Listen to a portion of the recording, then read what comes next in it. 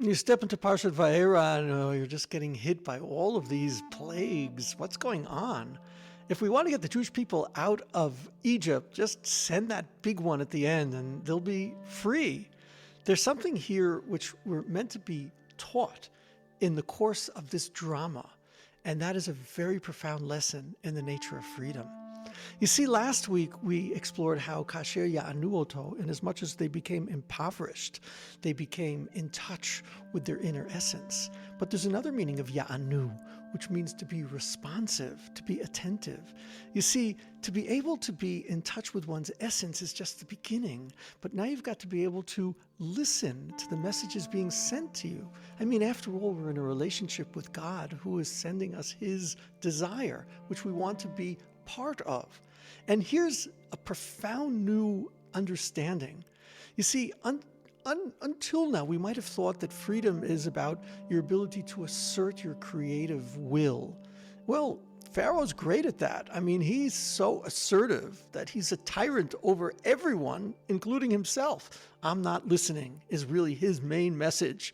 Well, the fact is, though, that plague after plague, more and more people are listening, that there's something else you're supposed to be responsive to, you're supposed to be oneh to, and that is that there's a relationship that we're in with the God who has created this world.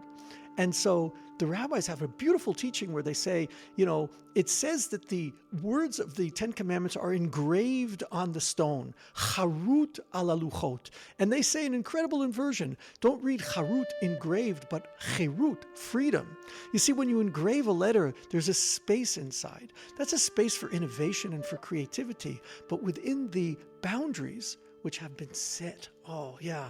I know this very deeply as a jazz musician. When I'm playing with other musicians, if I fly off on my improvisation, ignoring the rhythm, ignoring the chords, I mean, everyone will just kind of be looking, but I'm like a leaf just kind of, torn away from its tree.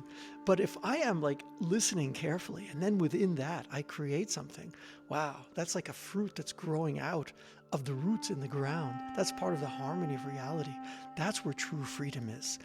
This week is really an invitation to us to learn this secret of freedom, not to think that it's a matter of asserting our self, but rather it's a matter of being in touch with our essence, letting the creative powers come up, but being very careful listeners to what is reality also inviting us towards.